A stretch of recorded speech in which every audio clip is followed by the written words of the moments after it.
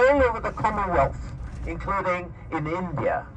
And everybody, for the first time, saw the image of Australia. Oh, the Sydney Cricket Ground is on your right. It's smaller than the Melbourne one, is it, Glenn? Yeah. Yeah. The bigger cricket ground is in Melbourne, and this one on your right is a beautiful cricket ground. Yeah. Next, in the next game, I think they can play in the Sydney Cricket Ground again. Yep. Oh, the one behind this stadium. And now we are on the suburb of Paddington. Paddington is a state heritage suburb because of the number of Victorian buildings. This means that these buildings were built before 1901. All the buildings you see on your left with the balconies, with iron rod balconies, they're all built before 1900. So all of them are over 100 years old on the left.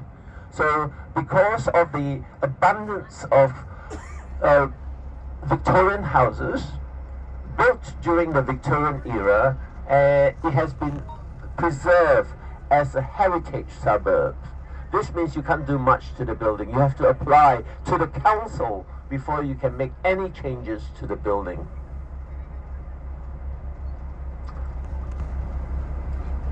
So we are now entering, almost entering the eastern suburbs.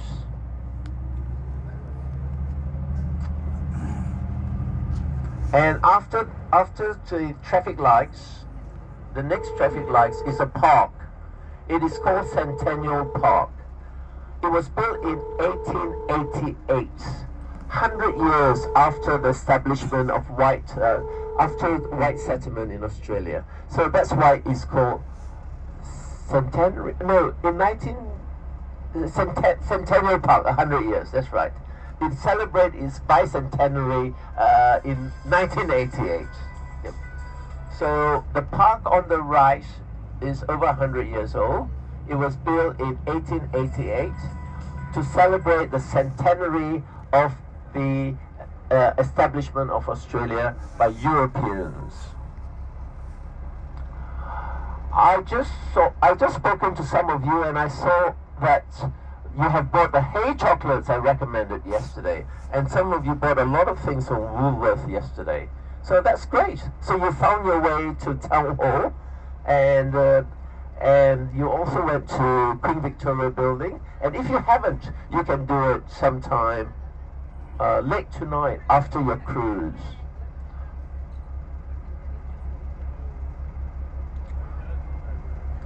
Oh, I just mentioned about why Bondi Beach is popular. Number one, it's closest to the city. Number two, Queen Elizabeth, when he came, it was during the advent of television, so her presence at Bondi Beach was televised throughout the Commonwealth. So people saw Australia as a beach, Sydney as a place for beaches. It also gave the wrong idea that we do nothing much but lay on the beach and swim all day long. But the beach culture is very real to Sydneysider. A lot of people knows how to swim. They go to the beach often. And swimming is almost compulsory in every school in Australia. And the third reason why Bondi Beach is famous is because it is the first place where the Life-Saving Surfing Club was established in 1927. Before that, you cannot actually swim with your arms and legs exposed in Sydney. There was a ban on exposing your body while swimming. But that did not deter people from going to swim. So the government tried to relax the laws and allow people to be appropriately dressed for swimming purposes. But with the freedom of swimming, a lot of people got drowned. So to resolve that problem of drowning, the Life-Saving Surfing Club was established. And Australia is the first country that established this surfing club. And all the rules therein are still practiced around the world today. For example, you have to swim between the flags. You cannot swim out of the flags, and so forth. And that's why it is very famous. And a lot of movies about the beach in Australia is filmed in Bondi Beach too. So 4 reasons why we're going to Bondi Beach: because it's closest to the city. Number 2, because the Queen Elizabeth came there to visit in 1954 and it is popularized around the world. Number 3, it is a place where the first life-saving surf club was formed. So we are only about 10 minutes away from Bondi Beach. That's how close it is.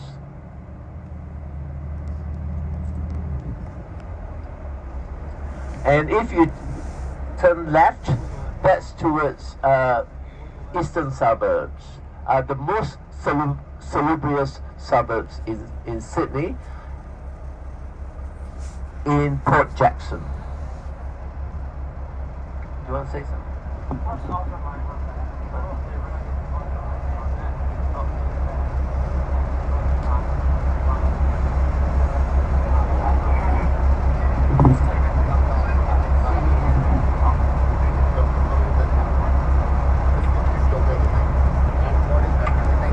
Good morning, everybody. This is Glenn. So just on the right-hand side, this is the suburb of Bondi Junction. This is the terminus point for the Eastern Suburbs Railway. And also here is the jewel in the crown. I don't know if you've heard of Westfield Shopping Centres, but Westfield is one of the most successful companies in Australia. They started off in 1960, where they built their first shopping centre in Blacktown here in the western part of New South Wales, just near the Sydney Zoo, where we were yesterday. Today, Westfield is worth about $85 billion, and they basically design, construct and manage shopping centres around the world. Very successful. There were 2 men that started the company, David Saunders and Frank Lowy. Frank Lowy is still the chairman, and he's 93 years old now. Still going, yeah, still going strong. And then also here at Westfield Bondi Junction, what they did was because this is such a wealthy area, it was the very first shopping centre where they introduced valet parking. So I'll look at the beautiful garden here on the right-hand side. This is the local council chambers on the right-hand side. They always have a lovely garden there. And so they would valet park your car, but they'll also wash your car for an extra charge. So the people here in the eastern suburbs like those sorts of services. And so here's a cricket oval on the right-hand side. This is the local one here in Bondi Junction. You can see the white picket fence. And in the winter time, they convert that to an AFL. So we have 4 different types of football here in Australia. We have soccer, we have rugby league, rugby union, and the Australian Football League, which used to be called Victoria Football League. Now where we are at the moment, this is Bondi Road, so no prizes for guessing where it heads, but any of the retailers that aren't in Bondi Junction will be located along here. And very important shopping precinct. So you'll find restaurants, cafes, banks, all the commercial outlets here. And just on the right hand corner here, something you might not see again.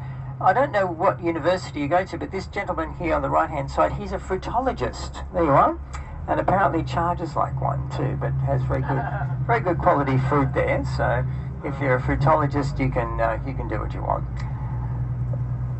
So look, and just here on the right hand side, just to mention the cost of petrol, it's about $1.85 a litre at the moment. For some reason diesel is usually about 15 to 20 cents a litre more. So about $2, $2.05 a litre for diesel. So it gives you an idea if you want to do but what I often use as a global economic indicator to judge the cost of living in a country is a McDonald's Happy Meal, because you can get them anywhere. It's about $8.50 for a small burger, fries and a drink here in Australia. So that gives you, so if you want to compare that to how much it costs for a Happy Meal at home, you can get an idea of how expensive it is to live here in Australia. So directly in front of us you'll see the blue waters of the Pacific Ocean, and this road goes directly down to Bondi Beach. Now Bondi Beach is so large that there are actually 3 surf life-saving clubs here. There is the South Bondi, the Bondi and the North Bondi Surf Life-Saving Club.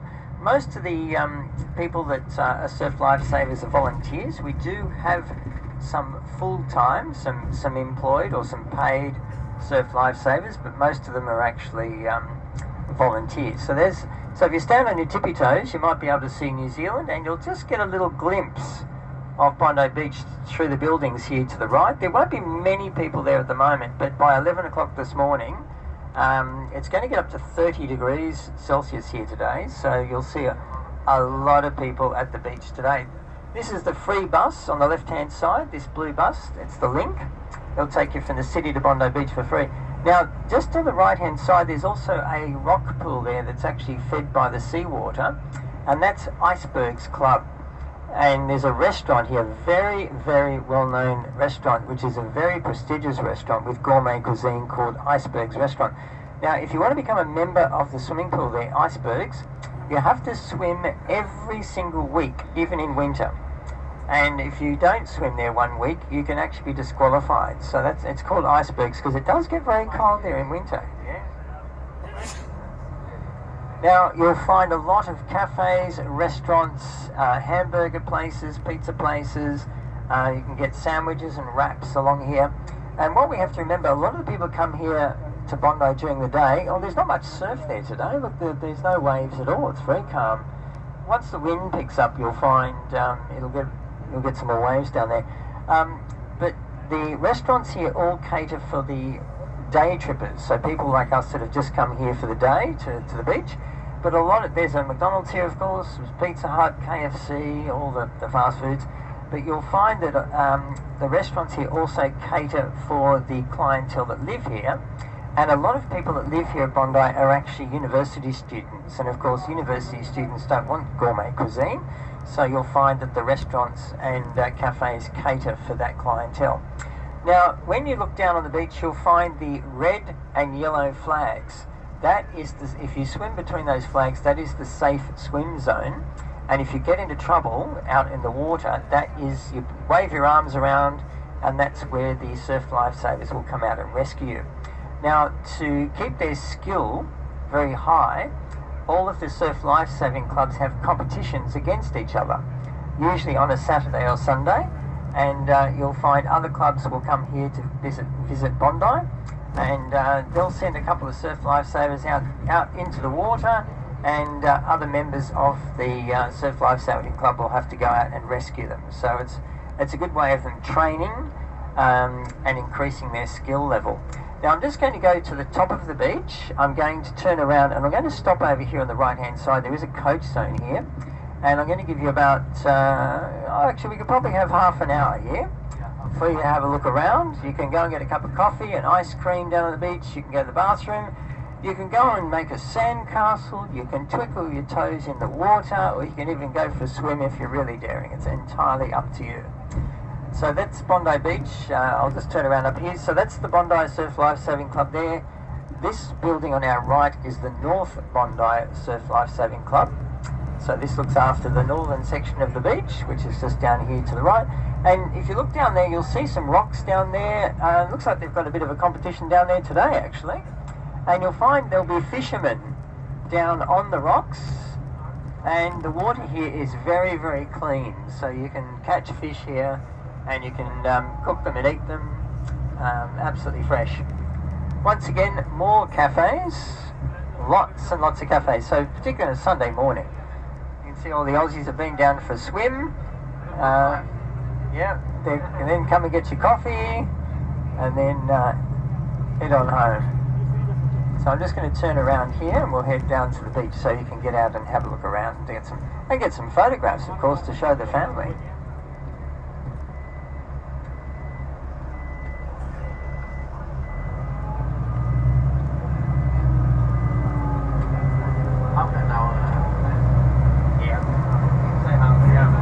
As long as we get away by 20 past to give us time to get back to, we've got Sydney Tower